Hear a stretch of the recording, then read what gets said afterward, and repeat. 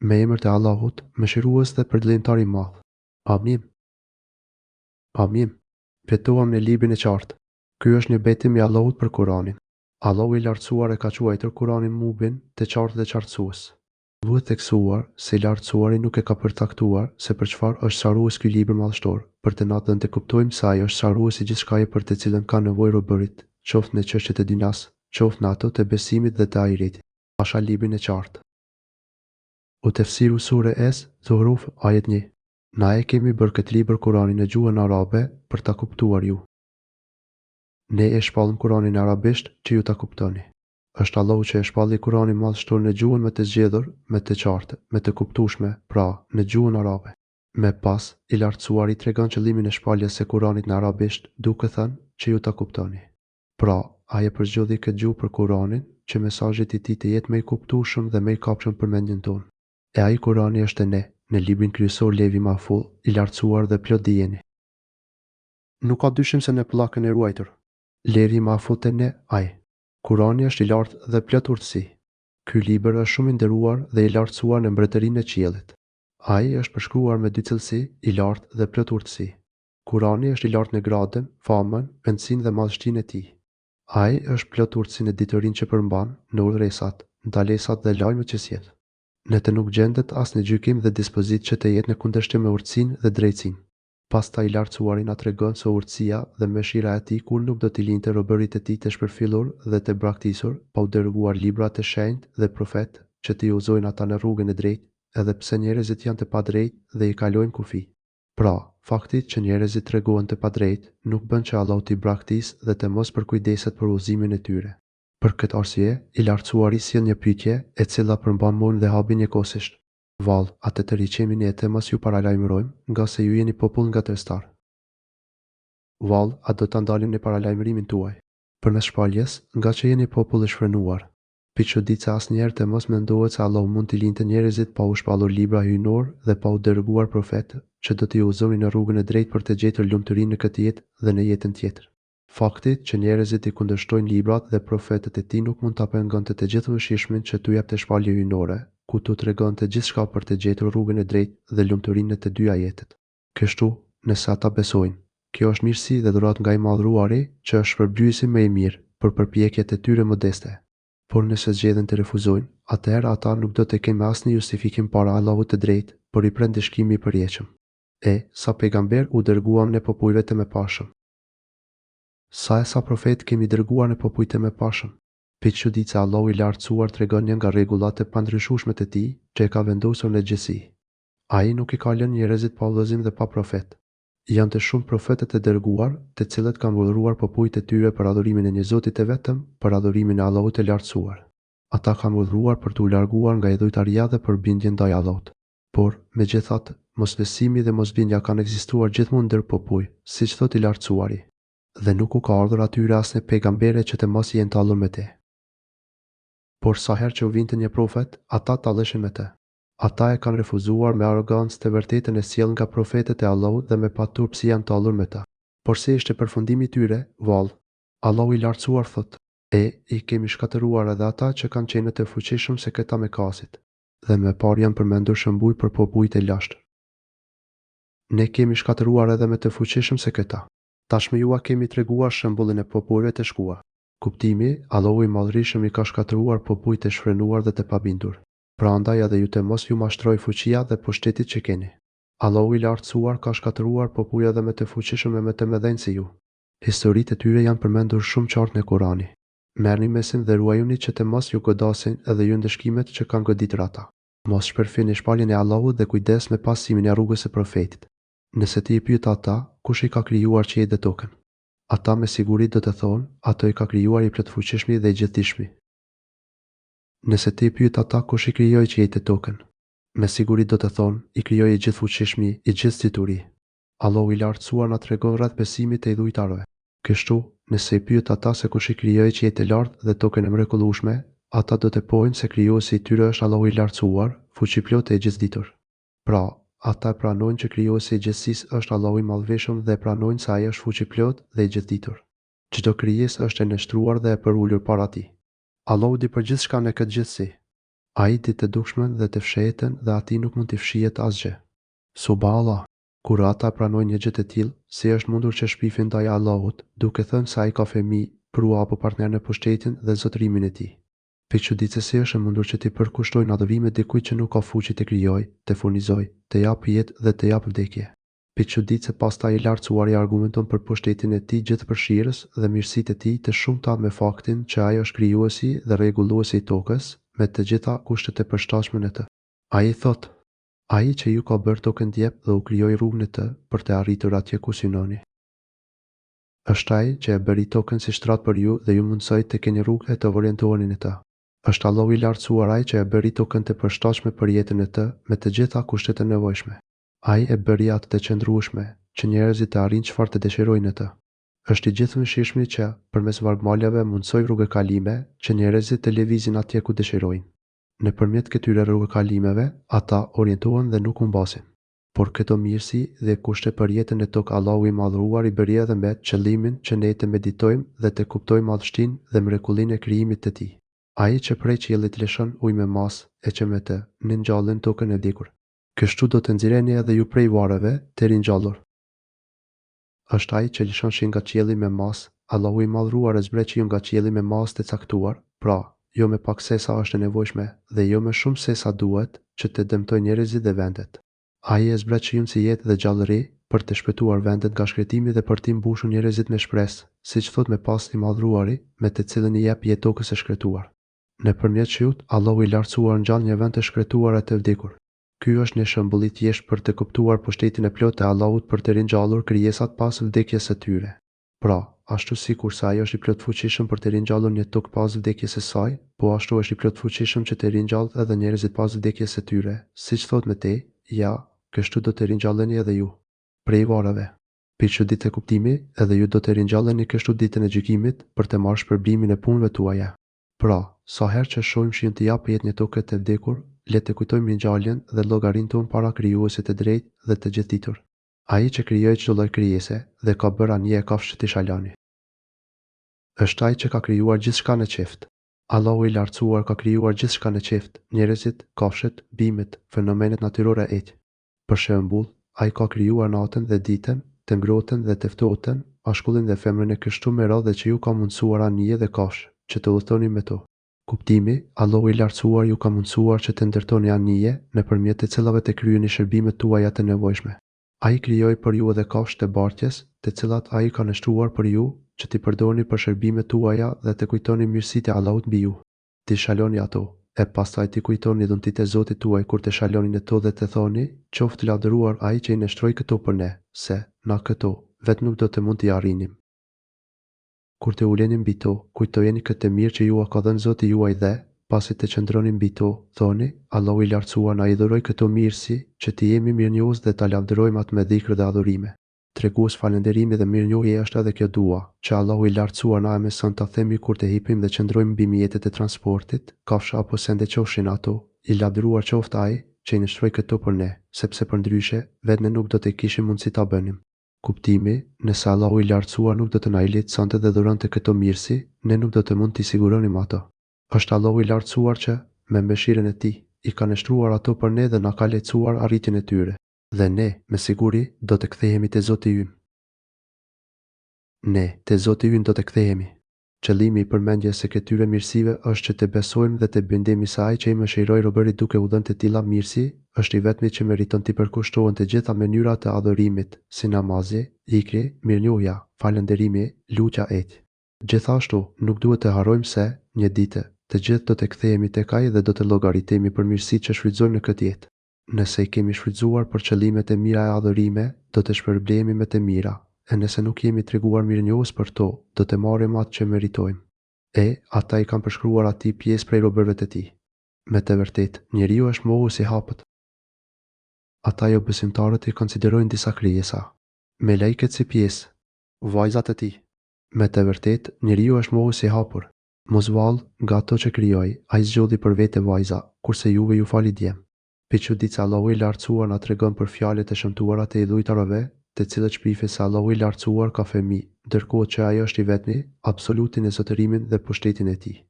Allahu është ai te cilit i drejtohen të gjitha krijesat me lutje dhe përgjerim për nevojat e tyre, është ai i cili nuk ka nevojë për grua dhe as për fëmijë. Askush nuk mund të jetë i përafërt apo i ngjashëm me Allahun, as në qenien e tij, as në cilësitë dhe madhështinë e tij. Kjo shpifje e idhujtarëve hidhet poshtë për shumë arsye të tjera, ndër të cilat çdo gjë, veç Allahut, është krijesë dhe të gjitha krijesat janë robët e tij. Por robëria bën ndesh me birësinë. Fëmia është një pjesë prej prindit të tij, por dihet që Allahu i lartësuar është jashtë krijesave dhe asgjë prej krijesave nuk mund të jetë pjesë e tij. Askush nuk mund të jetë pjesë e Zotit dhe as e kundërta. Ai është shumë i lartësuar dhe i madhruar që të jetë pjesë e krijesave. Ai ndryshon nga ato në emrat dhe cilësitë e tij të madhështisë dhe të pushtetit. Askush nuk mund t'i afrohet Allahut në ato emra dhe cilësi e aq me pak të jetë i barabartë me të. Atëherë, si mund të ekzistojë dikush që ka cilësitë e Zotit? Pikëçuditëse ata pretendojnë se melekët janë fëmijët e Zotit dhe janë femra. Ndër njerëz, vajzat janë fëmijë me pak të preferuar se djemtë. Atëherë, si mund të pretendojnë se Allahu ka mbajtur për vete pjesën me pak të preferuar dhe atyre u ka dhënë djemë, që janë më tepër të preferuar? Pikëçuditëse mos vallë, ata janë më të rëndësishëm se vetë Zoti. Pikëçuditëse i lartësuar qoftë Allahu nga të tilla shpifje. Ata ndihen të fyrë dhe të pakënaqur kur njoftohen se u ka lindur vajzë, sikurse i përshkruan i madhvreshmi. Vallë, anëgë ato që krijon ai, të marr për vete vajza e ju t'ju dhuroj djem. U tefsiru sure es, Zuhruf, ajet 15. Kur dikush nga ata si ari qohet me atë që i përshkruar në shiruesit, si ai fëmijë, vajzë, i nxjihet fytyra dhe bëhet i dëshpëruar. Kur ndonjëri prej tyre lajmërohet për lindjen e asaj, vajzës që ja përshkruanin të gjithë mëshishmit, si pjesën e tij, fytyra i nxjihet dhe fryma i zihet. Atëherë, si e pretendojnë një gjë të tillë për të madhërishtmin? Pikëçuditëse femrat, që ata pretendojnë se janë melekët e Zotit dhe fëmijët e tij, janë në një nivel më të ulët se meshkujt në aspekte të ndryshme, sikurse i përshkruan i gjithë dituri. Vallë, Perëndisi i përshkruajnë atë që rritet në stori vajza, e të cilat janë të pafuqishme për polemika. E si mund të jetë vallë? Pjesa e Zotit ajo që rritet me storie që kur polemizon ka argumentin të dobët. Për femrat, të cilat janë të mangëta në bukurinë e tyre, prandaj vën lloj solish për t'u zbukuruar, ata pretendojnë se janë fëmijë të Zotit. Ato janë më të mangëta se meshkujt edhe në aftësinë për të argumentuar dhe për të shprehur atë që kanë në zemrën e tyre. Atëherë, si pretendojnë idhujtarët se ato janë fëmijët e Zotit?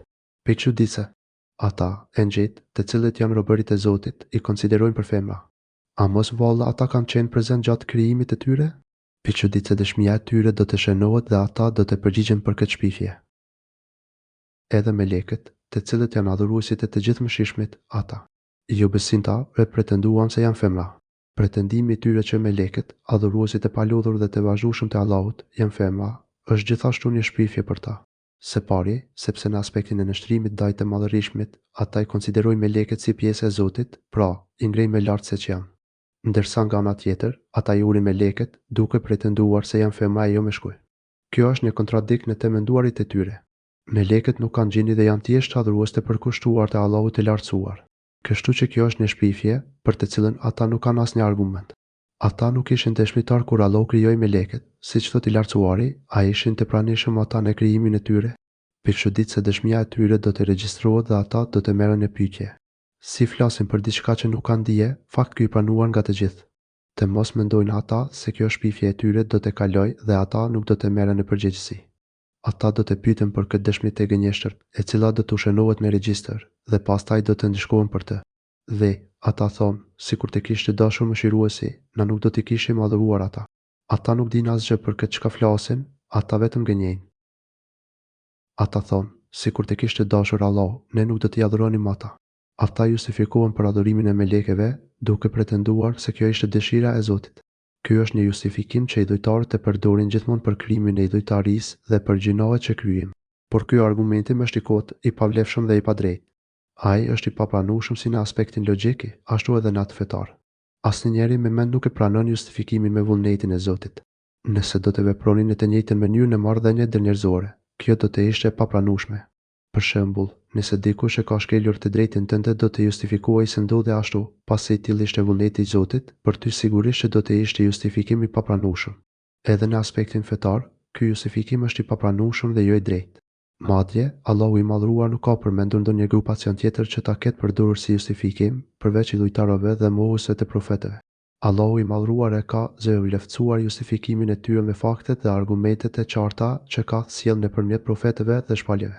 Pas profetëve dhe shpalljeve hyjnore, asnjë njeri nuk ka me justifikim. Pastaj i madhruari thot, por ata nuk kanë ndonjë provë për këtë. Ata në të vërtetë vetëm gënjejnë. Ata thjesht hamendësojnë, paditër se çfarë flasin e çfarë synojnë. Vallë, au kemi dhënë ne atyre libër para ti Kuranit, e ata janë përmbajtur atij. Pe çuditse. A mos u kemi dhe ndonjë libër para këtij, të cilët ata i përmbohen?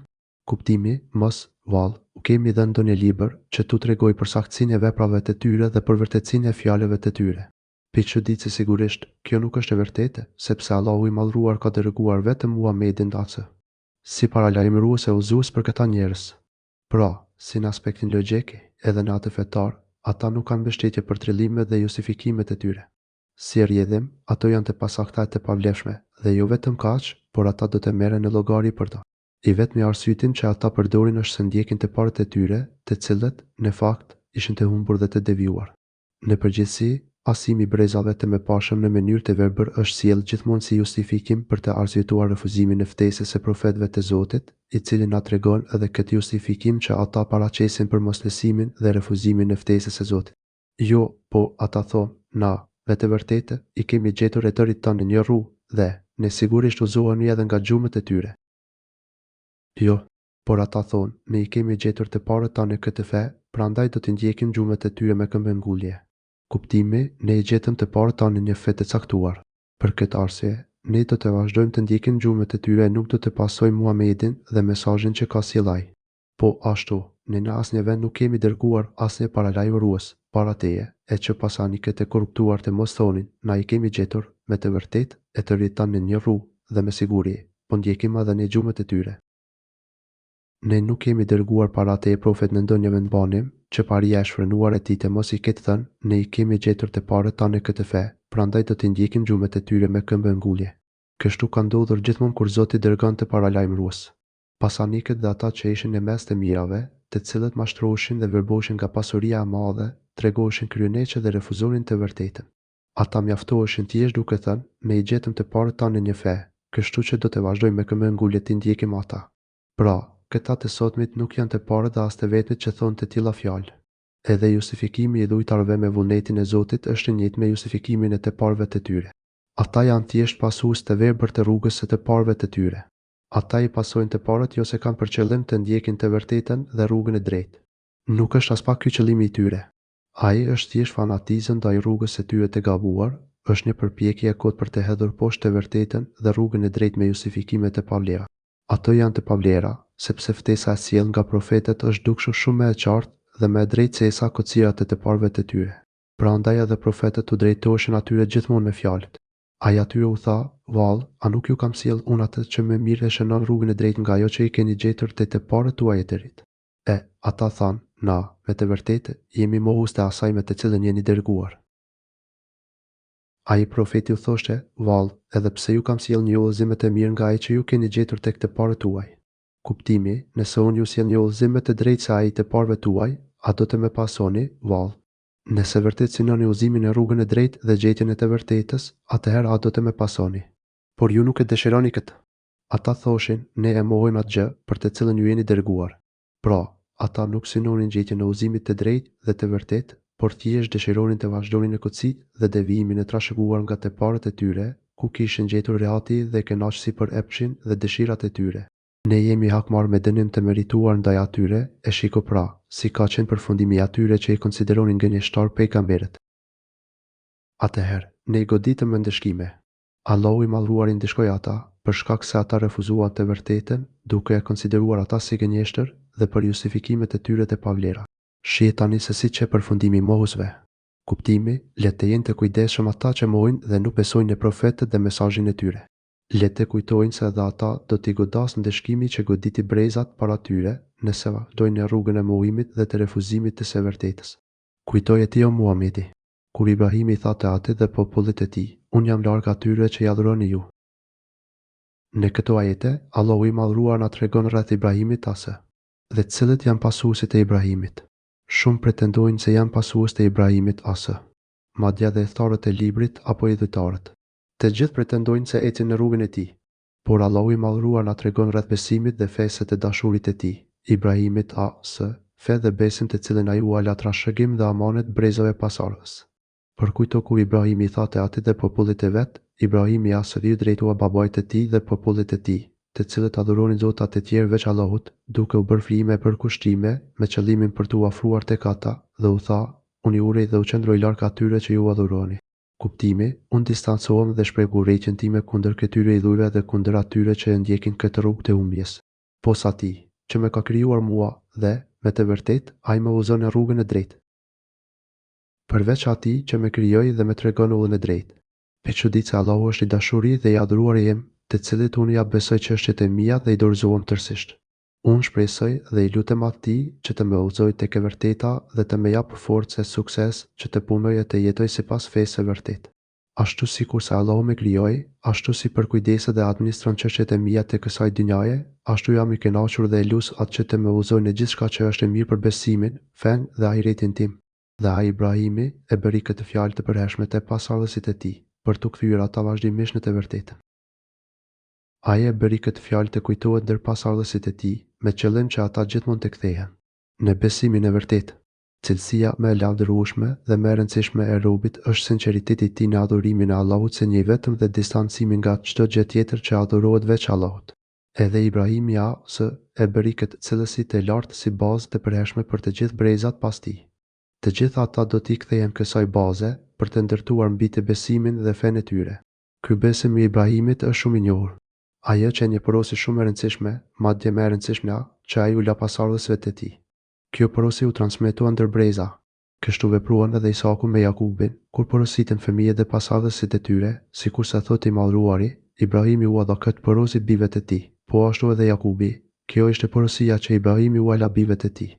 Kështu bëri edhe Jakubi, o bijtë e mi, Allahu ua ka zgjedhur fen, prandaj mos vdisni ndryshe, por vetëm duke qenë musliman të nështruar ndaj tij. Ai ishte ju të pranishëm, kur Jakubi, para se të vdiste, tha bijve të vet, çfarë do të adhuroni pas meje? Ata thanë, do të adhurojmë Zotin tënd dhe Zotin e tërve të tu, të Ibrahimit, të Ismailit dhe të Isakut, që është një Zot i vetëm. Vetëm atij i nënshtrohuni. Vrekare 132-133. Kjo porosi vazhdoi të transmetohej te pasardhësit e tij, derisa u futën në mes shpifjet dhe padrejtësitë.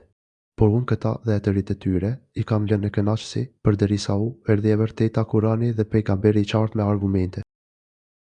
Unë thot Zoti i lash këta dhe etërit e tyre të kënaqen, Allahu i madhruar i begatoi ata me shumë mirësi, kurse ata u haruan në plotësimin e dëshirave të tyre të shfrenuara, derisa ato u bën pikësynimi vetëm i tyre.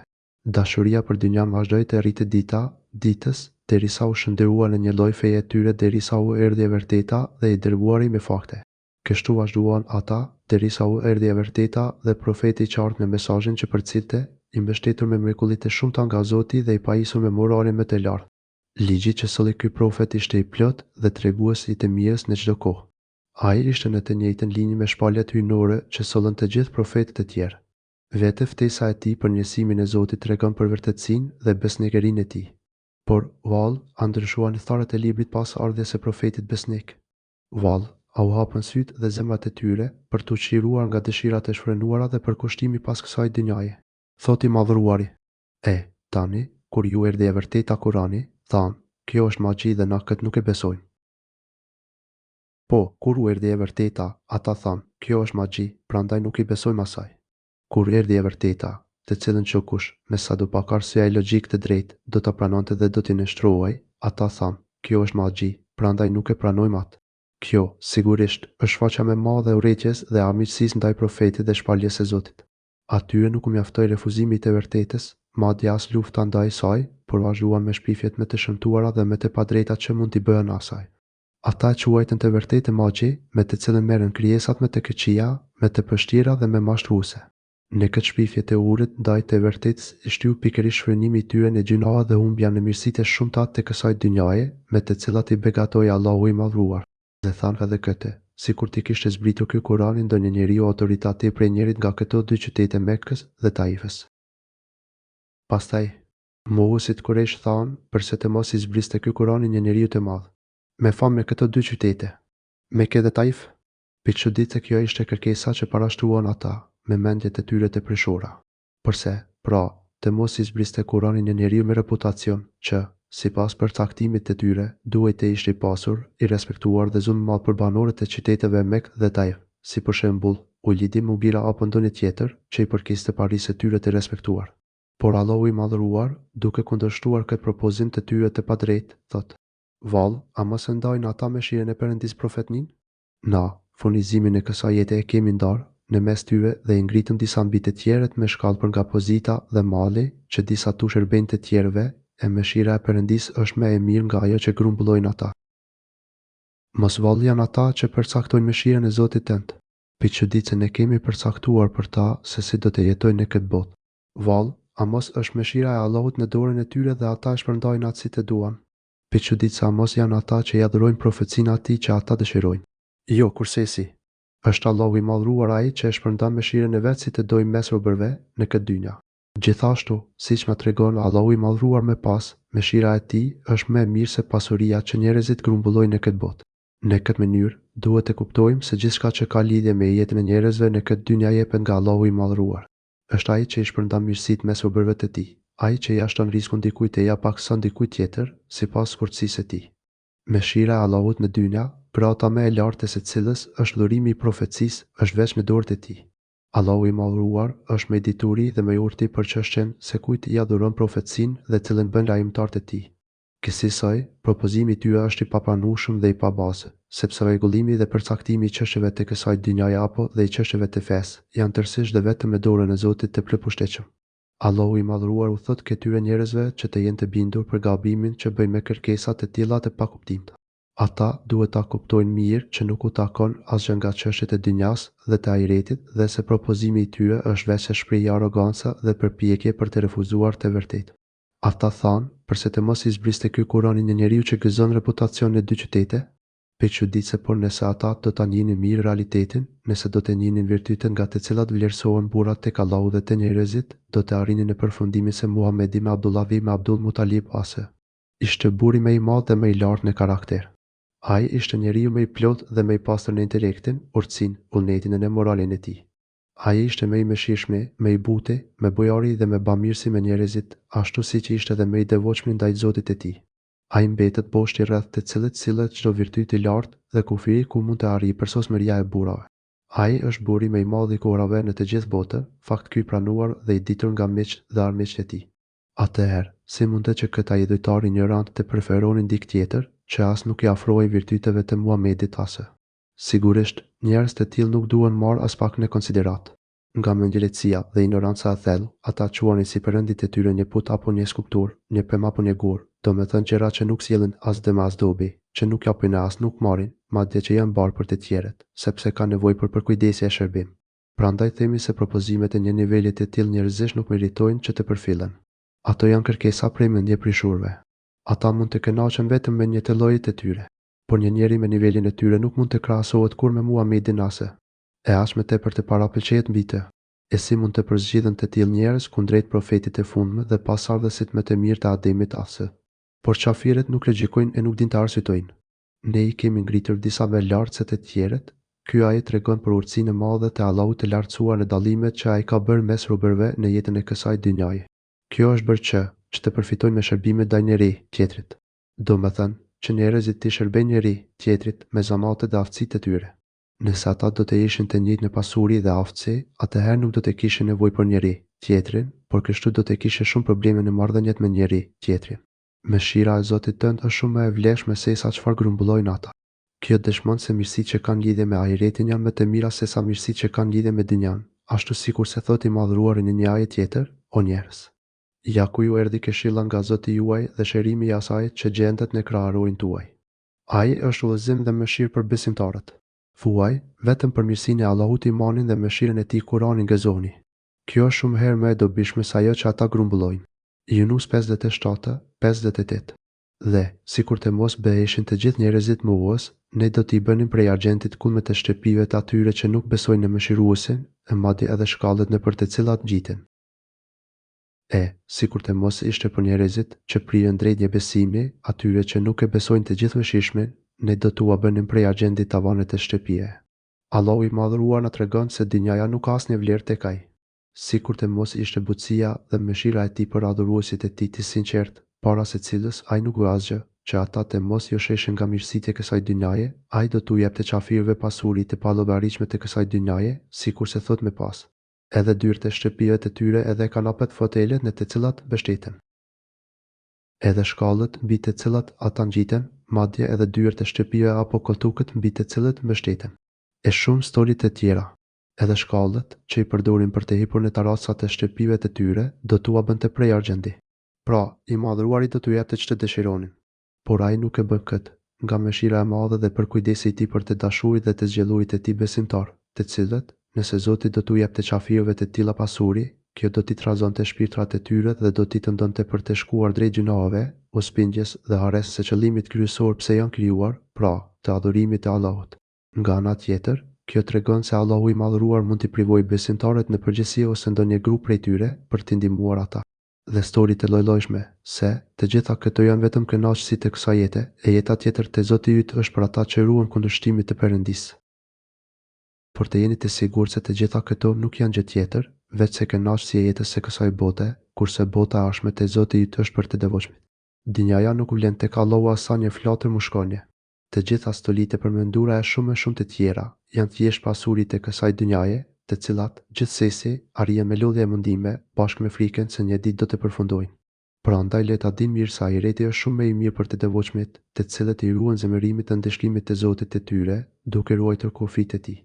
Ahireti është më i mirë për ta sepse mirësitë, bukuritë dhe kënaqësitë që do të përjetohen të janë të plota në çdo aspekt dhe të përjetshme.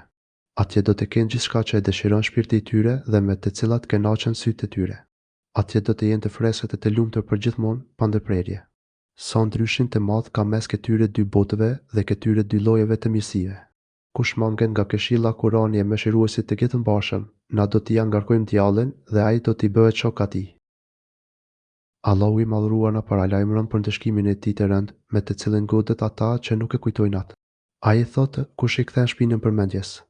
Mesazhit të Zotit ne i shoqërojmë nga një shejtan, i cili nuk i ndahet kurrë. Këtë ndëshkim të rënd e meriton ai që dobësohet dhe rrallon apo e braktis fare përmendjen e Allahut dhe mesazhin e tij. Po çfarë është, në fakt, përmendja dhe mesazhi i Allahut, për të cilin bëhet fjalë këtu? Mesazhi i Allahut është Kurani madhështor, i cili është mëshira më e madhe e mëshiruesit për krijesat e tij. Kush e pranon këtë Kurani, kanë fituar një dhuratë të madhe, pas së cilës do të arrijnë plot mirësitë e tjera. Ndërsa ata që e refuzojnë ose e shpërfillin atë, kanë për të pësuar ndeshkim të rënd, pas të cilit nuk ka me lumturi. Këtyre Allahu i madhruar u shoqëron një shejtan shumë dinak dhe tinxar, që u rrit gjithmonë nga pas, pa ju ndar asnjë çast. Ai mbush me ëndra boshe, i nxit për gjinoha dhe u zbukuron ato. Përveç kësaj, i madhruar i thot: edhe ata djajt, me të vërtetë, i shmangin ata nga rruga e drejtë, e ata të mashtuarit mendojnë se janë në rrugë të drejtë. Ai shejtani e pengon nga rruga e drejtë, ndërkohë që ai, ju besimtari mendon se është i udhëzuar mirë. Shejtani i pengon ata nga rruga e drejtë e adhurimit të Allahut, duke u vështirësuar dhe duke u paraqitur të rënd në sytë e tyre. Por ç'është më e keqja, ata verbohen aq shumë sa që mendojnë se janë në udhë të mbar. Aq shumë u është zbukuruar e keqja dhe aq shumë janë larguar nga e vërteta, saqë rruga e humbjes u duket si rruga e drejtë. Dikush mund të pyesë të thotë, përderisa këta mendojnë se janë në rrugë të drejtë dhe se po veprojnë mirë, a nuk janë të justifikuar para Zotit? Përgjigjja është se nuk ka justifikim për këta lloj njerëzish, të cilët refuzojnë diturinë e sjellë nga shpalja e Zotit, edhe pse e kanë mundësinë që ta përvetsojnë atë. Ata veprojnë kështu, sepse parapëlqejnë të kotën dhe gjinoa të shumta. E tillë është gjendja e atyre që nuk i kushtojnë rëndësi shpaljes së Allahut. Në jetën e dynjas, ata të mirë bien prej ekutheve dhe josheve devijuese të shejtanit, të cilat ua tjetërsojnë realitetin dhe ua sëmurin logjikën. Ndërsa gjendja e tyre në ahiret do të jetë edhe më e keqe. Atje do të shfaqen pëndesë dhe keqardhje për krimet e tyre, por kjo nuk ua lehtëson as pak ndëshkimin. Jo vetëm kaq, por ata do të duan të distancohen nga shejtani që i ka shoqëruar në dynja, duke shprehur urrëtie dhe armiqësi ndaj tij, siç thotë i lartësuari më pas. Dhe kur të vinte ne, do të thonë të mashtruarit, sikur të kishte qenë largësia në mes meje dhe te e djallit sa mes lindjes dhe perëndimit. Sa shok i keq ke qenë ti. Kur të vijë para nesh, jo besimtari do të thotë, mirë për mua. Sikur mes meje dhe teje. O shejtan të kishte një largësi sa lindja prej perëndimit. Sa shok i keq pas ke qenë ti. Ky ajet ngjan shumë me fragmentin tjetër në Kurani, atë ditë, sondimi i vërtetë i takon krejtësisht të gjithë mëshirshmit. Për jo besimtarët, ajo do të jetë një ditë e vështirë. Atë ditë, keqbërësi do të kafshojë duart e veta dhe do të thotë: "Oh, i mjeri unë, sikur të kisha ndjekur unë e drejtë së bashku me profetin. Ah, i mjeri unë, sikur të mos e kisha bërë mik asnjëri. Në të vërtetë, ai më largoi mua prej udhës së drejtë të Zotit pasi më pati ardhur qartësisht dhe plotësisht. Shejtani është vetë se tradhtar për njeriu." Furkan 26:29.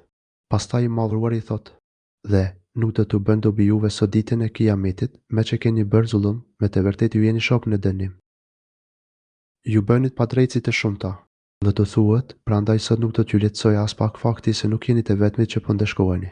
Kuptimi, fakti që do ta vuani ndeshkimin bashkë me të tjerë që kanë qenë shoqëruesi dhe të dashurit tuaj në dynja, nuk ka për t'ju sjellë ndonjë lehtësi me ngushëllim. Ashtu si kurse ishit bashkë në dynja në bërjen e gjinave dhe padrejtësie, ashtu do të vuani bashkërisht dënimin e të drejtit. Është e vërtetë që në jetën e dynjas, njerëzit gjejnë ngushëllim kur nuk janë vetëm në fatkeqësi, pasi kjo ua lehtëson sa të pak dhimbjen. Ndërsa në ahiret kjo nuk funksionon, pasi ndeshkimi i atjeshëm nuk ka asnjë qas pushimi apo lehtësimi, qoftë edhe në përmasat me të vogla. Të lutem, o Allah, o Zoti ynë, që të na shpëtosh dhe të na ruash nga çdo ndeshkim, në dynja dhe ahiret, dhe të na japësh shprehje me mëshirën tënde. Vallë, a mos ti do të bësh të dëgjojnë të shullërit dhe ti uzosh të verbërit dhe ata që janë në humbje të qartë.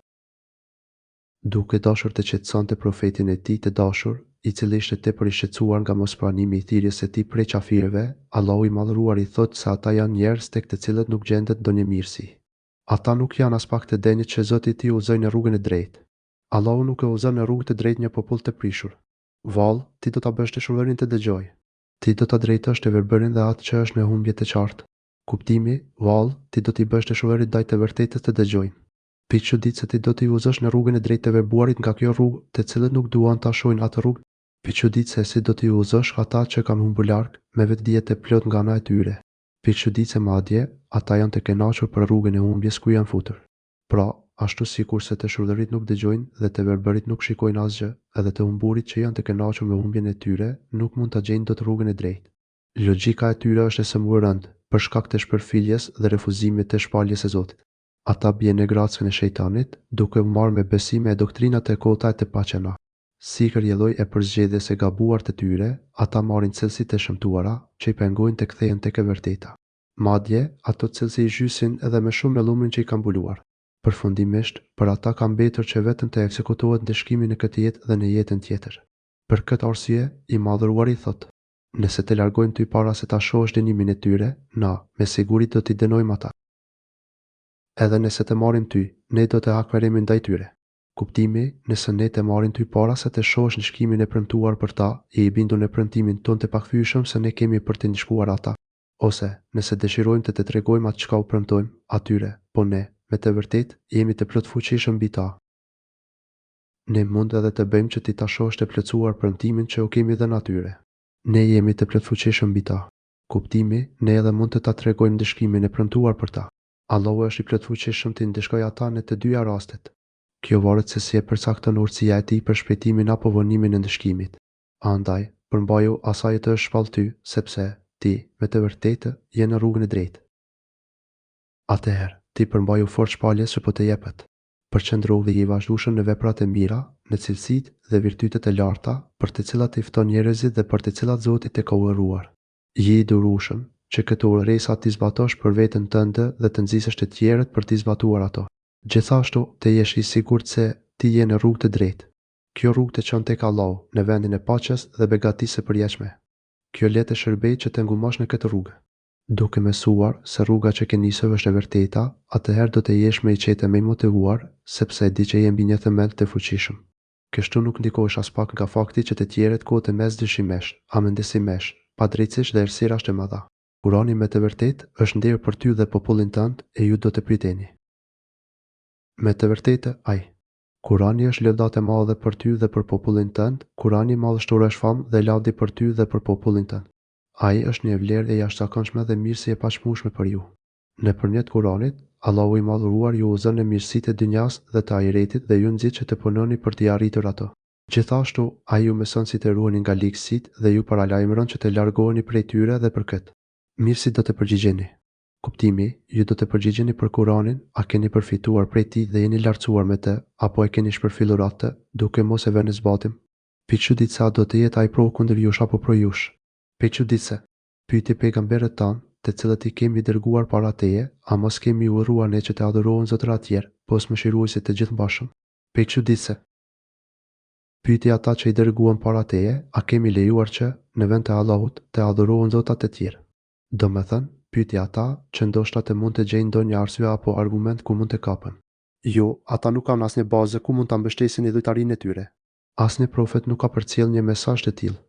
Sado të kërkosh në mesazhet e profetëve, nuk do të gjesh asnjë që të ketë porositur dhe uruar për të adhuruar zotat e tjerë veç Allahut. Të gjithë profetët, nga i pari deri tek i fundit, kanë udhëruar për adhurimin e Allahut si një të vetëm dhe të pashoq. Thot i Madhruari, ne quam në çdo popull të dërguar që t'u thonë, adhuroni vetëm Allahun, e largojuni shejtanëve adhurimit të tyre. Por patin nga ata që Allahu i udhëzoi dhe patin nga ata që merituan të mbeten e humbje.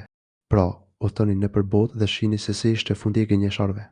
Në 36. Gjithashtu, çdo profet i Zotit i thoshte popullit, adhuroni Allahun. Ju nuk keni zot tjetër veç tij, që meriton të adhurohet. El Araf 59. Kjo tregon që idhujtarët nuk kanë asnjë argument ku të kapen në mbështetjen, as në logjikën e shëndoshë as në tekstet hyjnore prej qiellit. Na, me të vërtetë, ja kemi dërguar Musaj me argumentet tona, faraonit dhe parisë e tij, dhe ai u tha, unë jam, me të vërtetë, pejgamberi i Zotit të gjithësisë. Pas ajetit, pyeti ata që i dërguan para teje, a kemi lejuar që, në vend të Allahut, të adhurohen zotat e tjerë? Allahu i madhruar rrëfën ngjarjen e Musait, thirrja të cilit është ndër më të njohurat në botë. Në fakt, historia e Musait është përmendur shumë herë në librin e tij. Ne e dërguam Musa me shenjat tona te faraoni dhe rreth i tij. Këto shenja nuk linin asnjë dyshim për saktësinë e mesazhit që ai solli prej Allahut të madhruar. Disa prej këtyre shenjave ishin shkopi i tij, gjarpri, vëshimi i karalecave, i morave et. Ai Musai u tha, unë jam i dërguar i Zotit të botëve. Ai i ftoi që të besonin Zotin e tyre dhe të largoheshin adhurimit të gjithçkaje tjetër. Kur ai solli atyre argumentet tona, ata filluan t'i përqeshin ato. Por kur u shpalosi shenjat tona, ata u tallën dhe qeshën me to. Ata i kundërshtuan të gjitha shenjat e Zotit, madje u tallën me to, duke u treguar kështu të padrejtë të kryeneq. Ata mohuan jo se shenjat që panishin të pamjaftueshme apo të paqarta, por sepse thjesht nuk donin t'i panonin. Me pas, i Madhruari thot: "Dhe ne nuk u kemi treguar atyre asnjë argument, e që ai të mos jetë më i madh se tjetri, dhe ne i kemi dënuar ata me ndeshkim për t'u kthyer në të drejtë. Ne nuk u treguam asnjë mrekulli që të mos ishte më e madhe se paraardhësi e saj. Çdo shenjë apo mrekulli që u shfaqe ishte më e madhe se si motra e saj paraardhëse. Ndaj tyre zbritëm edhe ndëshkime, ndër ndëshkimet që Zoti u dërgoi ishin vërshimi i kakalecave, i morave, i bretkosave, u ish ndëruar në gjaketë. Të gjitha këto ishin edhe shenja që ata të pranonin ftesën e Musait se sikur se thot i Madhruari që të largoheshin nga rruga e humbjes. Pra, këto ndodhen me shpresë që ata të ktheheshin në Islam, duke ju dorëzuar Zotit e vetëm dhe të vërtetë dhe duke u larguar nga idhujtaria e gjinohet ku ishin zhytur. Ata i thanë Musait, o magjistar, lutju Zotit tënd për ne, ashtu si të ka premtuar ai ty, na, me siguri, do të shkojmë rrugës e drejtë, do të besojmë. Por ata, faraoni dhe mbështetësit e tij thanë, o magjistar, kur mbi të goditën dënimet e Zotit, si shenjat e qarta të tij, ata ju drejtuan Musait duke e quajtur magjistar. Këtë kanë bërë ose për talje, ose për nderim, sepse ky term përdorej edhe si titull nderi nga ata. Sipas shpjegimit të dytë, ata ju drejtuan atij me përunisi, duke e respektuar ashtu si të mëdhenjtë e tyre. Ata i thanë, lute për ne Zotin tënd, ta largojë ndëshkimin sipas premtimit që ta ka dhënë. Atëherë, ne do të gjejmë udhën e drejtë. Për çuditse kuptimi, me dhëntit e veçanta që ke, lute Zotin tënd që t'i largoj prej nesh ndëshkimet, sepse ne atëherë do të udhëzohemi.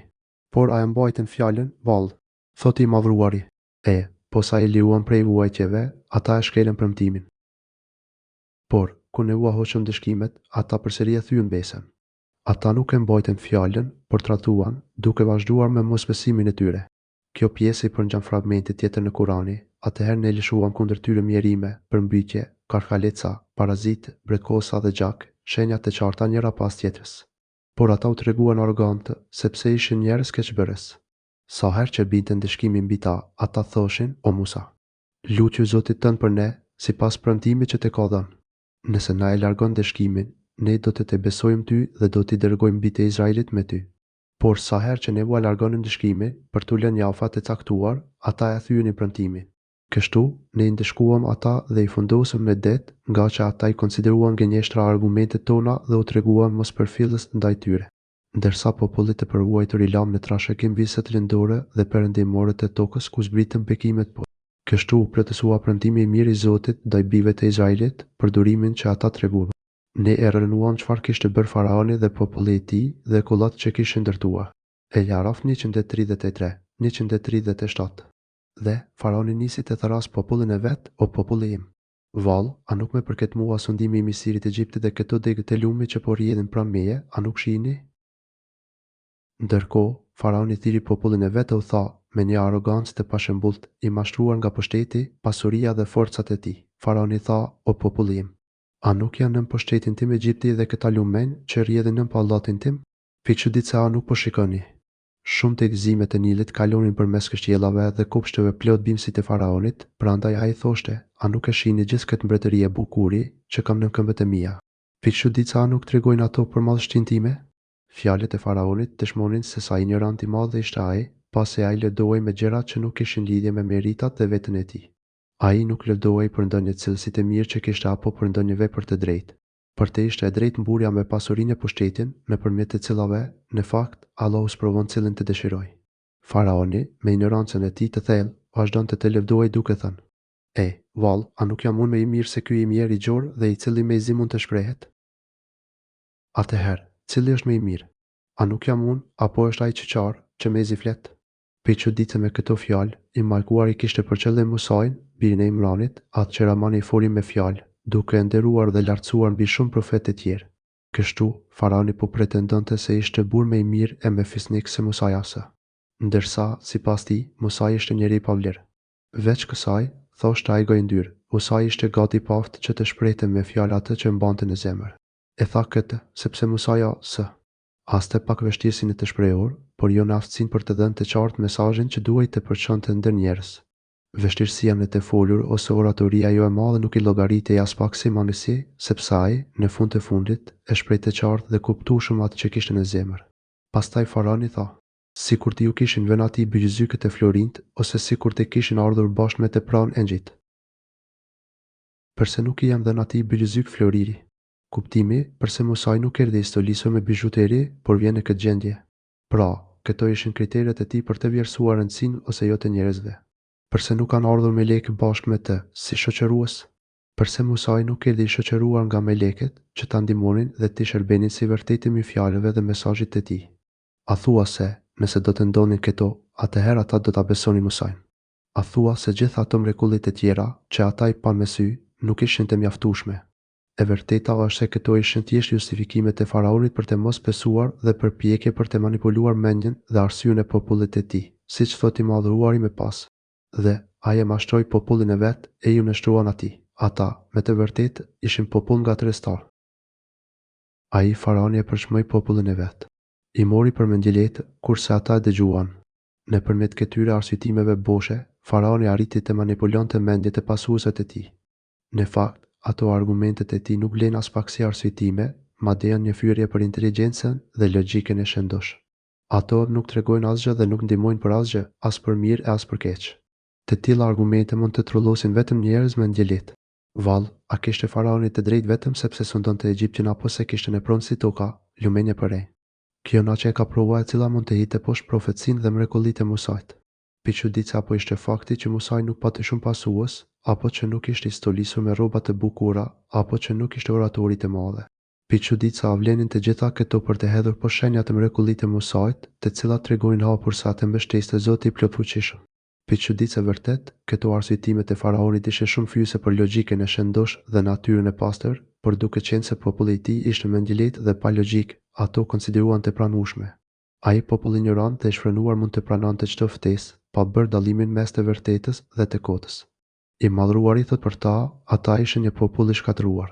Madje, për shkak të shfrenimit të tyre në gjinoje pa drejtësi, Allahu I madhruar u vuri në krye faraonin, që u zbukuronte edhe me tepër të keqen dhe idhujtarinë. E kur na zëmruan, na I dëbuam ata dhe I fundosëm të gjithë. Kur ata shkaktuan zemërimin ton, ne i ndeshkuam, duke i përmbytur të gjithë. Kështu, ne i bëm ata shembull dhe mesim për të tjerët. Kur ata e zemëruan Allahun e madhëruar me fjalët dhe veprat e tyre, ai ndeshkoi. Kështu, ata u bën shembull dhe mesim për njerëzit që dinë të nxjerrin mesime nga ngjarjet e tilla, dhe i bëm shembull dhe mesim për popujt e mëvonshëm. Utesiru sure Es, Zuhruf, ajet 55.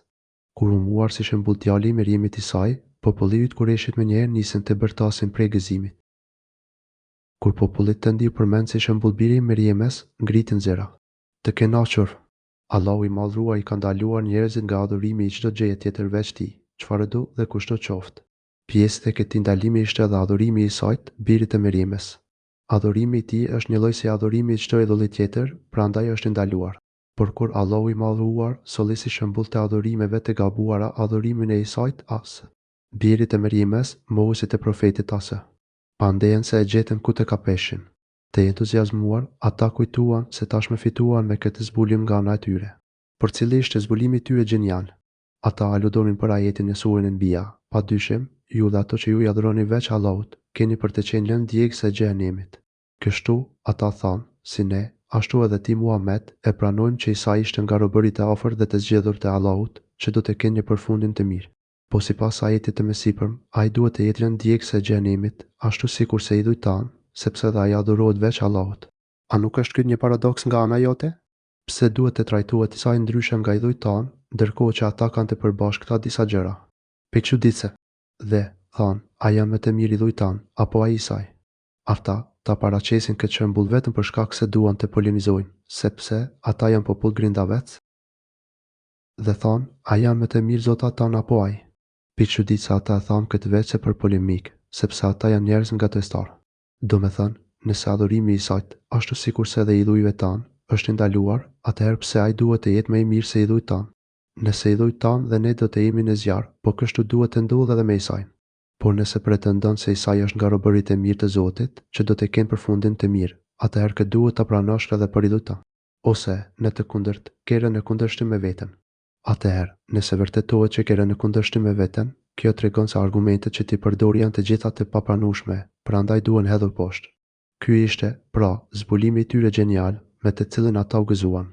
Por ky lloj arsitimi ishte nga me të dobetit e bërë ndonjëherë, dhe lavdia i takon vetëm Allahut për këtë libër që na ka dhënë, i cili sqaron gjithçka. Në këtë temë duhen ndaluar dy çështje. Së pari, është ndaluar të adhurohet çdo gjë apo çdo kusht tjetër, veç Allahut.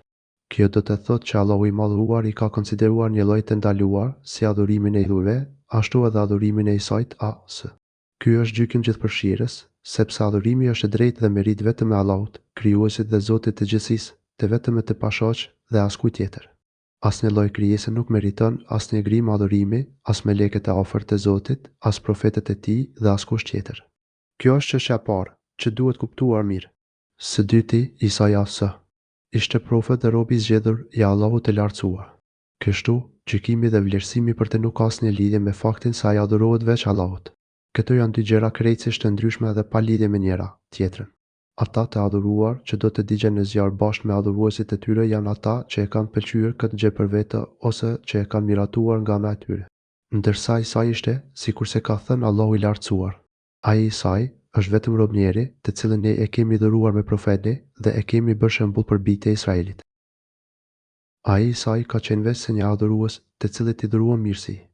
Ai ka qenë veç se një rob dhe adhurues i Allahut, të cilin Allahu nderoi duke i dhuruar profetësinë, urtësinë, dijen e dobishme dhe punën e sinqertë me atë dije dhe urtësi. Për veprën e tij, ai meriton vlerësimin dhe shpërblimin nga Allahu i madhruar. Ndërsa adhurimi i tij si Zot është një krim që e kanë bërë të tjerët, krim për të cilën do të ndeshkohen pikërisht ata që e kryen dhe e bën shembull. Mrekulli për bijtë e Izraelit. Isai as. Ishte një shenjë për bijtë e Izraelit që ata të njihnin dhe të siguroheshin për pushtetin dhe fuqinë absolute të Zotit të lartësuar. Edhe linja e Isait as. Po baba ishte një mrekulli në funksion të këtij qëllimi, ashtu si shërbenta edhe si provë për ta besuar, si profet besnik të Zotit dhe për të punuar sipas thirrjes së tij. Atëherë, ç'lidhje ka fakti që Isai ishte rob i zgjedhur dhe i dalluar i Zotit me krimin e idhujtarëve që e adhurojnë atë apo idhujt e tjerë, adhurim për të cilën do të meritojnë dëshkimin e drejtë të Zotit në xhenem. Peçudit se ata përdorin ajetin, padyshim, ju dhe ato që ju i adhuroni veç Allahut, keni për të qenë lënë djegës e xhenemit. duke thënë, edhe Isai duhet të jetë ashtu si idhuj tanë, pra, lëndë e xhehenemit. Por ky lloj argumentimi hidhet poshtë nga 3 fakte. 1. Po të shohim ajetin nga ana gjuhësore, Allahu i madhruar thotë, me kumu ma ta budun e min dunil, laj. Pa dyshim, ju dhe ato që ju adhuroni veç Allahut. Për e mima ato, në arabisht, përdoret për të zëvendësuar e masëndesh dhe ju frymorët. Pra, kuptimi i ajetit është, pa dyshim, ju dhe ato sende që ju i adhuroni veç Allahut, keni për të qenë lënë djegës e xhehenemit. Atëherë, ky ajet nuk e mbështet as pak mendimin e idhujtarëve, siç pretendojnë ata. Ky ajet u drejtoi pikërisht idhujtarëve që jetonin në Mekë e rreth rrotullt saj, të cilët adhuronin idhuje puta dhe nuk adhuronin Isain hasë. Edhe për këtë arsye, pretendimi i tyre hidhet poshtë. 3. Pas ajetit që ata citojnë, Allahu i madhruar ka thënë, pa dyshim ju dhe ato që ju i adhuroni veç Allahut, keni për të qenë lënë djegës e xhehenemit. Ju atë pranti do të kaloni. Sikur këta të kishin qenë zota, nuk do të futeshin në xhehenem. Por ata që të gjithë do të jenë aty përgjithmonë. Atje ata do të gulqojnë dhe as nuk do të dëgjojnë. Ndërsa ata të cilëve u priju e mbara nga ana jonë, do të jenë larg këtij xhehenemit. Ata nuk do ta dëgjojnë as gjumin më të vogël të tij, dhe do të jenë të përjetshëm atje ku ua dëshiron shpirti. Frika e madhe nuk do t'i shqetësojë ata. Dhe melekët do t'i presin duke ju uruar, kjo është dita juaj që ju qe premtuar. Enbija 98:103. Kjo do të thotë që Isai asë dhe profetët e tjerë do të jenë të parët që e meritojnë këtë mirësi, ashtu si edhe besimtarët e sinqertë. Në vijim i madhruari thotë, si kur të duam, në vend të jush do të bëni me ngji, që do t'ju trashëgoni në tokë. Po të donim, ne mund të bëni me lek në vendin tuaj që t'ju zëvendësoni në tokë. Kuptimi, nëse do të dërgoni me lek si të dërguar, do t'ju zëvendësoni me dhe ju me lek, që të rrini si ju në tokë. Por me që në tokë jeni vendosur ju, o njerëz, ju nuk mund të përballoni një profet me lek. Është mëshirë dhe butësi nga Zoti juaj që ju dërgoi si profet një njeri, ashtu siç jeni ju e jo me lek. Ai ju dërgoi një njeri që ju ta merrni me lehtësi dhe qartësi mesazhin e Zotit. Me të vërtetë, ai Isai është shenja e çastit ditës së Kiametit, ardhin e të cilit mos e dyshoni kursesi. Ndiqeni rrugën time, kjo është rruga e drejtë. Ai Isai është parashenja e Kiametit, Isai asë ishte shenjë që dëshmonte për vërtetësinë e ringjalljes. Kështu, ai që është i plot fuqishëm për të krijuar një njeri me nën dhe pa babë, ai është i plot fuqishëm që t'i ringjallte vdekurit nga varret e tyre. Gjithashtu, Isaia do të zbresë në tokë në fazën e fundit të kësaj bote, zbritje e cilat do të jetë një nga shenjat e afrimit të Kiametit, prandaj kursesi mos dyshoni në të. Në ditën e Kiametit, përpasoni rrugën time. Kursesi mos dyshoni në vërtetësinë e ditës së ringjalljes, ditë kur çdo kush ka për tu shpërblyer sipas meritës e veprave. Dyshimi në këtë ditë është treguesi mos besimit në Zotin. Lësoni çdo gjë që jeni urdhëruar të besoni dhe pasoni rrugën e Zotit, duke zbatuar udhëresat dhe duke i u larguar ndalesave të tij. Kjo është rruga e drejtë. Rruga e drejtë, ajo që të çon te Zoti krenar dhe i lartësuar, është besimi i plot i gjithçkaje që Zoti ka urdhëruar të besohet dhe pasimi i rrugës së profetit e tij. Lete mos ju shmangë kursesi djalli. Ai, me të vërtetë, është armiku juaj i hapët. Të mos ju pengoj shejtani. Ai është armiku juaj i hapur. Mos lejoni që shejtani i mallkuar t'ju pengojë nga rruga e drejtë, duke bërë që të mos zbatoni atë që jeni urdhëruar ta zbatoni, apo të bëni atë që Zoti ju ka ndaluar ta bëni. Shejtani i mallkuar është armiku juaj i përbetuar, që lufton pa mëshirë për t'ju devijuar nga rruga e drejtë. Ai përpiqet me çdo mënyrë për t'i arritur qëllimit e tij. Kur Isai solli argumentet e qarta, tha, ju kam sjell dijen të mrekullueshme dhe do të ju shpjegoj disa gjëra, me të cilat nuk po pajtoheni. Andaj, druajuni Perëndis dhe bëhuni të dëgjueshëm ndaj meje.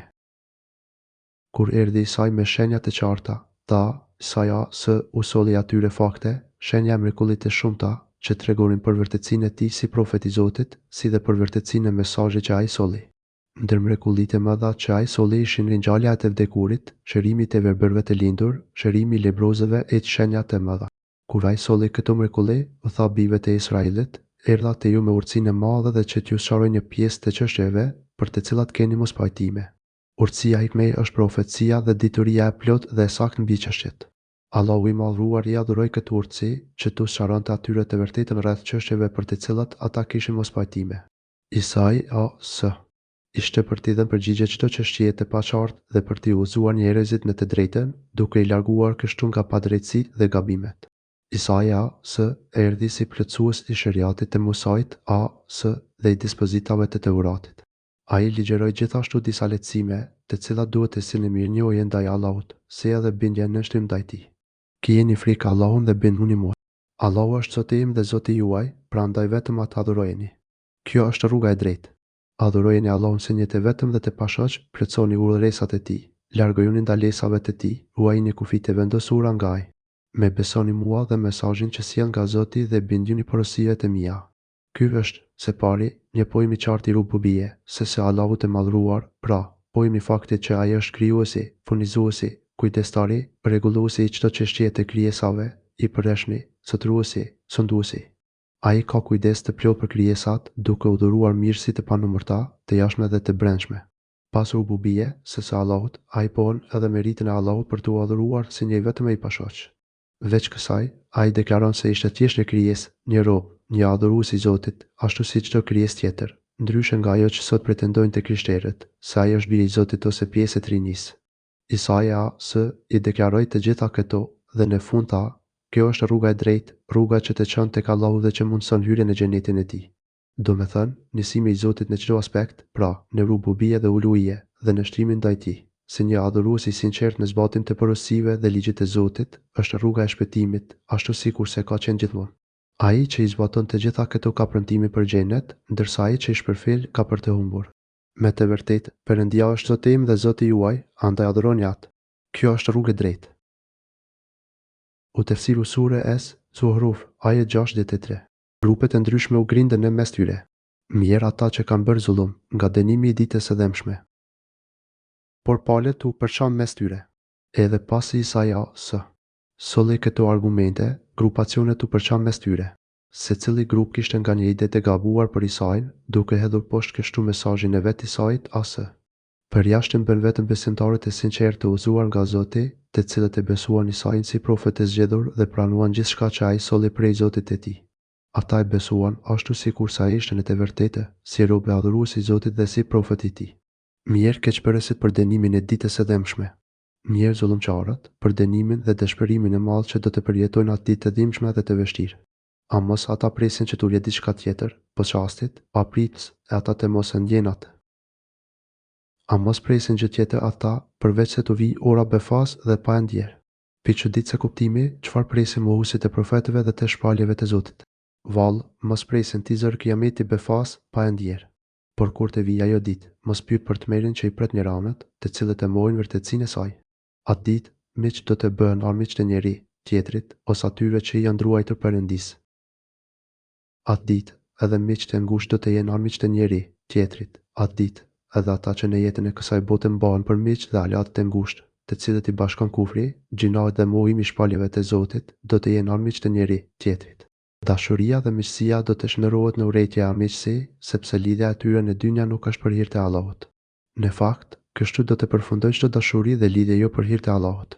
Allahu i madhruar përjashton nga ky gjykim në kategori të zgjedhurish, duke thënë, përveç të devotshmëve. Përveç atyre që ruan nga shirk u dhe padrejtësitë, sepse dashuria dhe lidhja mes tyre do të vazhdojë e pakputur. Miqësia e tyre do të jetë e përjetshme, sepse i përjetshëm është ai për hir të të cilët ata janë dashur. Pastaj i madhruari tregon shpërblimin e të devotshmëve. Ditën e Kiametit, ai do t'u flasë me dashuri e do t'u thotë: "O robërit e mi, për ju sot nuk ka frikë, as që do të pikëlloheni." Allahu do t'u thotë: "O adhuruesit e mi, sot nuk ka pse të friksoheni as pse të brengoseni." Kuptimi nuk do t'ju shqetësoj frika për përfundimin që ju pret në të ardhmen dhe as brenga për gjërat që kanë kaluar. Nëse nuk ju godet e keqja, kjo tregon se ju pret vetëm e mira. Lumturia është përfundimi juaj, ashtu sikurse e shpresonit, madje edhe më mirë se aq. Ata që kanë besuar dokumentet tona dhe kanë qenë të dëgjueshëm ndaj nesh. Atyre që besuan shpalljet tona dhe ishin muslimanë, të nënshtruar ndaj Zotit do t'u thuhet, Allahu i madhruar i përshkruan ata me dy cilësi i. Ata e kanë besuar shpalljen hyjnore. Kjo do të thotë që ata fillimisht e kanë pranuar si të vërtetë dhe të saktë shpalljen e Zotit, por jo vetëm kaq. Ata e kanë ditur mirë kuptimin e shpalljes dhe e kanë zbatuar. Vetëm kështu mund të quhet se kanë besuar shpalljen e Zotit. Ata janë treguar të përulur dhe të përkushtuar ndaj Zotit në çdo aspekt, si me fjalë e vepra, ashtu edhe me ndjenjat e zemrës. Këtyre fatumëve do të thuhet: "U thuhet, hyni në xhenet e gëzuar, ju dhe bashkëshortet tuaja." Hyni në xhenet, ju dhe bashkëshortet tuaja për t'u gëzuar. hyni në vendin e kënaqësisë, pejjes dhe lumturisë së përjetshme bashkë me Zuaxhukun. Fjala e Zuaxhukun ka kuptimin bashkëshortet, por edhe kuptimin tjetër, të njëjtë me ju pra, që bëjnë punë të mira si ju, qofshin ato gratë, fëmijët, miq, shokët, të afërmit tuajit. Të gjithë do të kënaqen në xhenet me mirësitë e tij. Zoti do t'u dhurojë mirësi, kënaqësi, gëzim e lumturi që nuk mund të përshkruhen në fjalë. Ata do të jenë të shërbyer me pjata dhe gota prej ari, aty në xhenet do të ketë çka t'u dojë shpirti dhe me çka kënaqet syri, në te do të qëndrojnë përgjithmonë. Aty do t'u shërbejnë me enë e kupa të arta. Mes tyre do të vërtitë shërbëtorët, djemosha të përjetshëm, që servirin plot i jeshi ushqimet me enë të bukura prej floriri argjendi. Edhe pije do t'u shërbeja me gota të mrekullueshme, që janë prej argjendi dhe të tidushme. Aty ka çdo gjë që shpirti dëshiron dhe syri e pëlqen. Në xhenet, banorët do të kenë gjithçka që vua pëlqen shpirti dhe syri. Ky ajet është gjithëpërfshirës në kuptimin e tij. Këto fjalë përfshin në përshkrimin e tyre çdo mirësi e gëzim që të kënaq syrin dhe shpirtin. Kështu, besimtarët do të gjejnë në xhenet çdo gjë që dëshiron shpirti e trupit i tyre, qofshin ato ushqime, pije, veshje apo marrëdhënie. Sytë e tyre do të kënaqen me pamjet të mrekullueshme të xhenetit, si me bimësinë e dendur, me ndërtesat madhështore dhe me gjithçka rreth e rrotull. Të gjitha ato janë për ta dhe atje do të jenë përjetësisht. Çdo gjë në xhenet është e përkryer në gradë më të lartë të bukurisë dhe jeshis, sikurse thotë i Madhruari, ata do të kenë atje fruta dhe gjithçka që dëshirojnë. Atyre u thuhet edhe diçka tjetër, që u shton edhe me tepër kënaqësinë dhe lumturinë, aty do të jeni të përjetshëm. Kjo e vulos lumturinë e banorëve të xhenetit. Përjetësia në të do të thotë që të gjitha këto mirësi do të jenë të pandërprera, madje në rritje të vazhdueshme. Ja, ky është xheneti që u është dhënë në trashëgim për atë që keni punuar. Ky është xheneti që ju dhurua për veprat që keni bërë. Kuptimi, Allahu i Madhruar ju la këto kopshte kaq të bukura për hir të punëve të mira që keni bërë. Ju bindet dhe bët veprat e mira me sinqeritet, në shenjë madhërimi, dashuri e nështrimi ndaj Allahut, prandaj ai e bëri xhenetin si shpërblim për ju, duke ju përfshirë në mëshirën e tij. Në të do të keni pemë të shumëllojshme, disa prej të cilave do t'i hani. Aty keni plot fruta, nga të cilat do të hani. Në një ajet tjetër, Allahu i Madhruar thotë, prej çdo fruti do të ketë nga 2 lloje. Rahman 52. Pra, banorët e xhenetit do të mund t'i hanë të gjitha ato fruta të shijshme dhe të këndshme. Pas përshkrimit të mirësive në xhenet, Allahu i Madhruar tregon për ndëshkimin e xhenem. Mohuesit, me të vërtetë, do të qëndrojnë përherë në dënimin e xhenemit. Kriminalët do të jenë në ndëshkimin e xhenemit përjetësisht. Kriminalët, do me thënë ata që kanë kaluar kufit e Zotit duke bërë gjunahe, adrejtësi dhe duke mohuar të vërtetën e sjellë nga Zoti nëpërmjet profetëve, do të jenë të zhytur në zjarrin e xhenemit, i cili do t'i përfshijë nga çdo anë. Atje do të jenë përgjithmonë dhe kur nuk kanë për të shpëtuar prej tij.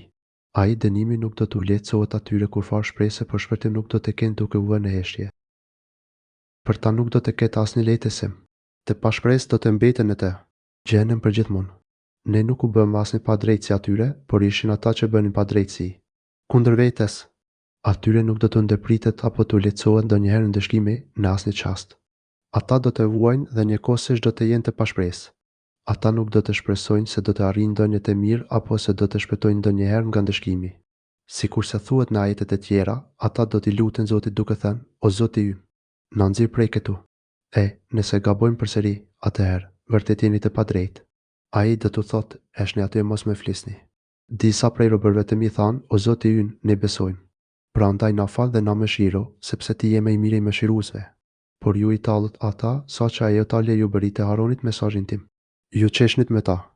Muminun 107-110. Ky ndëshkim i madh u jepet për shkak të punëve që kanë bërë, duke dëmtuar vetveten. Allahu i Madhruar nuk i bën padrejtësi askujt, ai nuk ndeshkon asnjë pa gjunahe pa faj.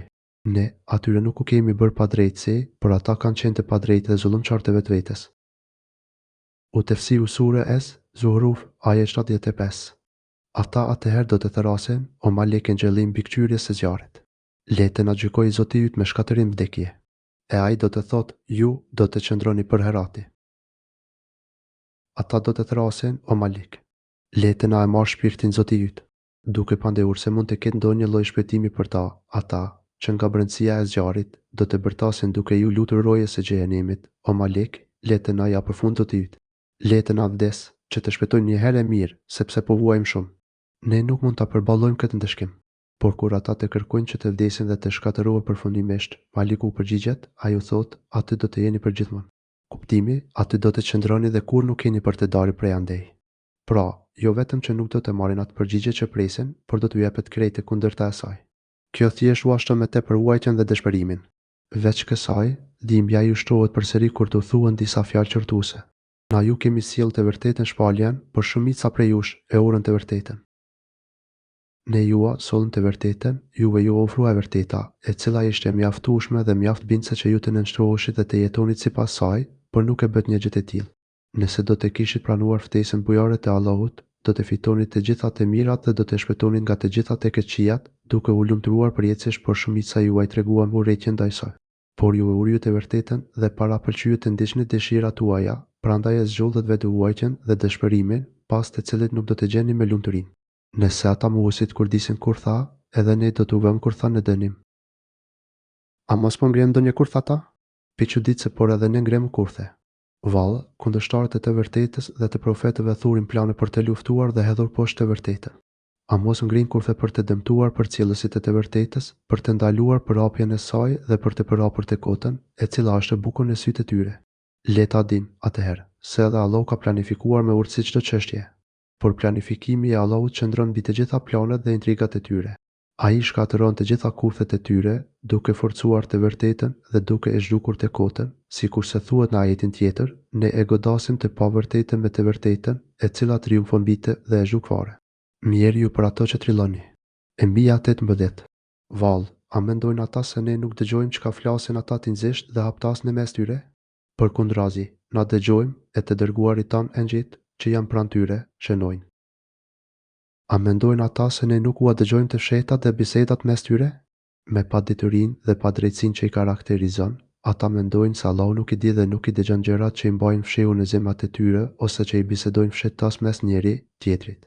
Për këtë arsye, ata mendojnë se nuk do të merren në përgjegjësi dhe nuk do të ndeshkohen për gjërat që i thonë dhe i bëjnë fshehtas. Por Allahu i madhruar u kthen përgjigjen kur thotë, po, i dëgjojmë, ndërsa të dërguarit tan që janë pranë tyre i mbajnë shënim ato. Allahu i dijim se të fshehtat e tyre dhe bisedat sekrete që zhvillojnë me njëri tjetrin.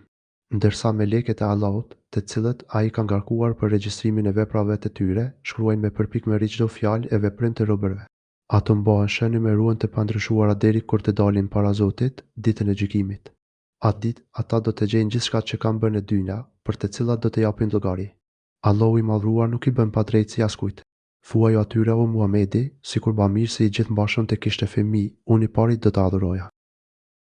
Thuaj o Muhamedi, sikur i gjithë mëshirshërit të kishte fëmijë, unë do të isha i pari adhurues i tij. Kuptimi, o i dërguari besnik.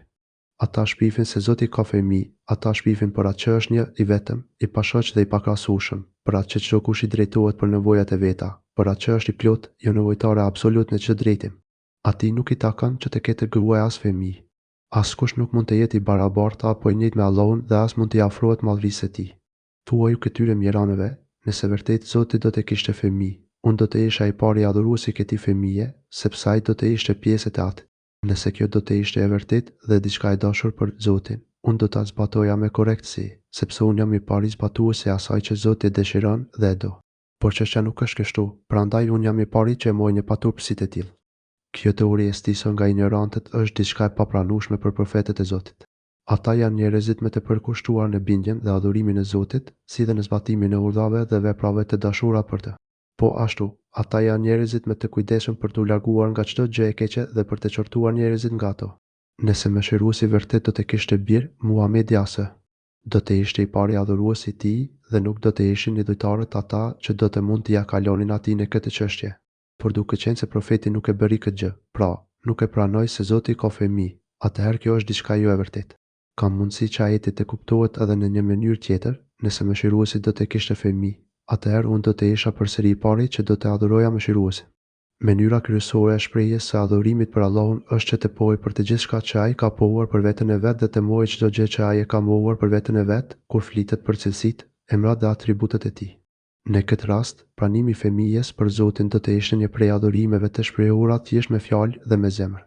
Përfundimisht, pretendimet e idhujtarëve janë të gabuara dhe të papranueshme, qoftë nga ana logjike, qoftë nga ana e fakteve hyjnore. Qoftë i lartësuar Zoti i qiejve dhe i tokës, Zoti i arshit, nga ajo çka i përshkruajnë atij. I lartësuar dhe larg të metave është Zoti i qiejve e i tokës, Zoti i fronit, nga ajo që ata i përshkruajnë. Allahu i madhruar është i pastër dhe shumë lart pasi se të barabartëve apo të njëjtëve me të, shumë lart pasi se ndihmuesve alatëve, shumë lart pasi se fëmijëve çdo lloj përshkrimi të ngjashëm që i kanë bërë ditarë. Lëni ata le të zhyten në të keqësia dhe le të argëtohen derisa të takohen në ditën që u është premtuar, dita e Kiametit. Lëri ata të zhyten me thellë në padrejtësitë e tyre dhe të argëtohen, lëri ata të zhyten në të kotën dhe të luajnë me gjëra të paqena të pavërteta. Njohuritë e tyre janë të dëmshme dhe as pak të dobishme. Ata merren me diturit të dëmshme, nëpërmjet së cilës synojnë të përmbysin të vërtetën që profetët sollën, ndërsa veprat e adhurimet e tyre janë me të vërtetë me ndjelecira. Ato janë vepra nëpërmjet të cilave shpirti nuk mund të pastrohet dhe vepra që nuk prodhojnë dituri e mirësi. Për këtë arsye, Allahu i madhëruar i paralajmëron për atë që i pret në ditën e gjykimit, derisa të arrijë ditën e dënimit që u është kërcënuar. Atë ditë do të shohin realisht se çfarë kanë arritur me gjunohet dhe padrejtësitë e tyre. Atë ditë do të vuajnë dëshkimin dhe dëshpërimin e pafund. Dhe ai është Zot në qiell dhe Zot në tokë. Ai është i gjithdijshëm dhe i plotëdijshëm. Ai është i vetmi Zot, që e meriton të adhurohet në qiell dhe i vetmi Zot, që e meriton të adhurohet në tokë. Allahu i madhruar na tregon se ai është një dhe i vetëm në meritën e adhurimit në qiell dhe në tokë.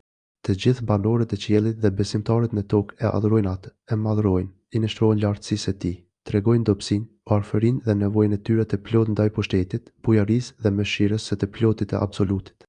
Në një ajet tjetër, i madhruari thotë, atë madhrojnë me tasbih shtatë të qetë, toka dhe gjithçka në to. Nuk ka gjë që nuk e madhron atë me tasbih, duke e lavdëruar, por ju nuk e kuptoni madhërimin tasbihun e tyre. Ai është i butë dhe falës i madh. Isra 44. Ose, gjithçka në qiell në tokë i bën sejdë vetëm Allahut, me hira me pahir, e po kështu edhe hijet e tyre në mëngjes e mbrëmje. Rat 15.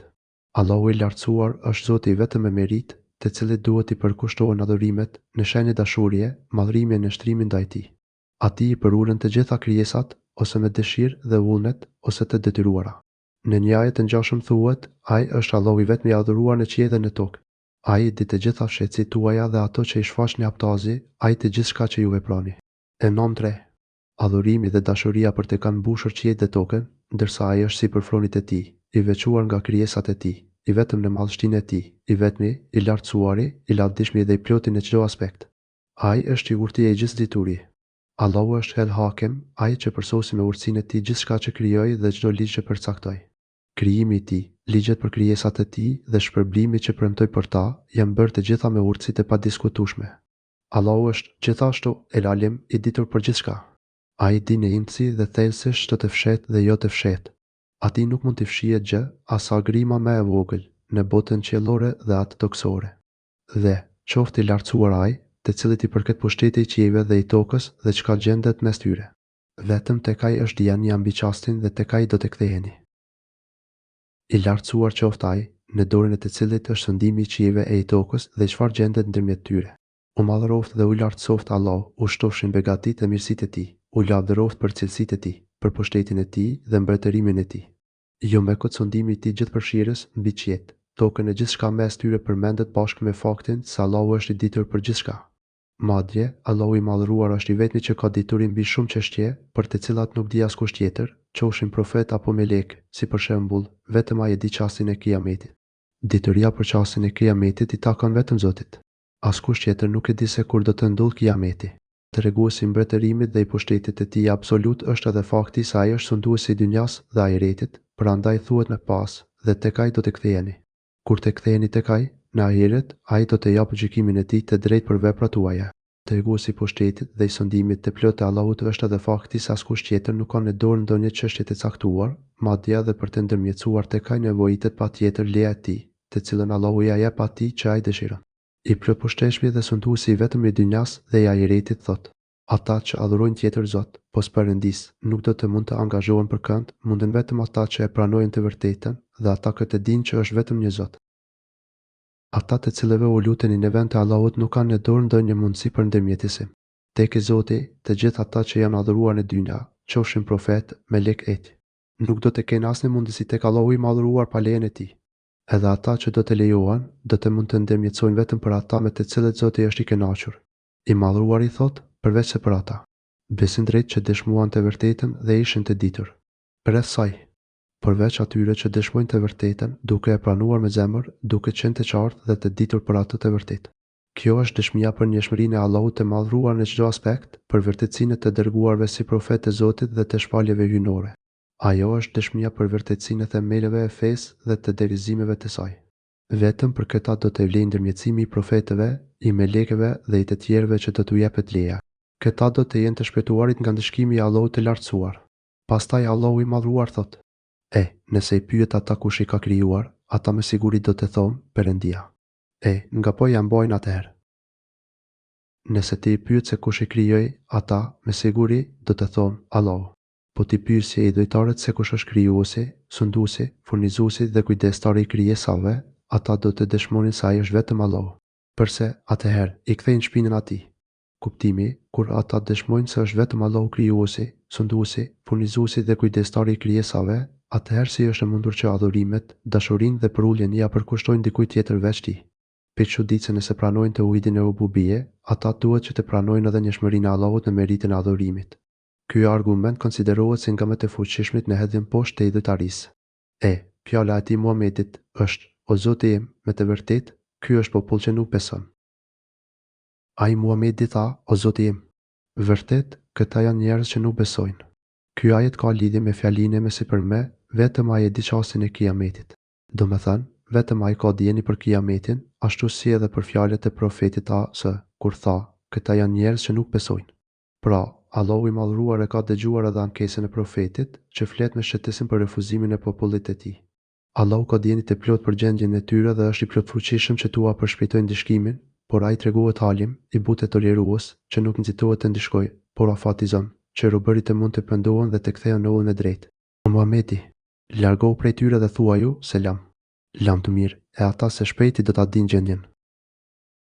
Largohu prej tyre dhe thuaj selam. Domethënë, i tolerant dhe falës ndaj tyre, kundrejt mundimeve që të shkaktojnë në fjalët, sjelljet dhe veprimet e tyre. Kundër përgjigjja jote ndaj tyre të jetë vetëm me selam, ashtu siç din të sillen te mençurit me të padituri. Vepro ashtu siç din të reagojnë adhuruesit e Rahmanit, siç thuhet në një ajet tjetër: adhuruesit e të gjithëmshishmit janë ata që ecin nëpër tokë të qetë, e kur ignorantët u drejtohen atyre me fjalë fyse, ata thonë: paqe selam. Furkan 63. Dhe, me të vërtetë, profeti A.S. e zbatoi porosinë e Zotit të tij. Ai u tregua tolerant, falës dhe i mëshirshëm me gjithë mundimet e gjata dhe të dhimbshme që i shkaktoi popullit i tij. Ai u kundërpërgjigj këtij trajtimi të ashpërve se me fjalët më të bukura dhe më të zgjedhura. Paqja dhe bekimet e Zotit qofshin mbi profetin A.S. Mbi njeriu me moralin më të lartë, mbi atë që Zoti e dalloi me dhuntit e veçanta, me të cilat ai tejkaloi gratat e banorëve të qiellit dhe të tokës, madje duke qëndruar më lart se yjet. Ata do ta kuptojnë më vonë. Me vonë do ta mësojnë përfundimin e gjinave dhe ndëshkimin për krimet e tyre.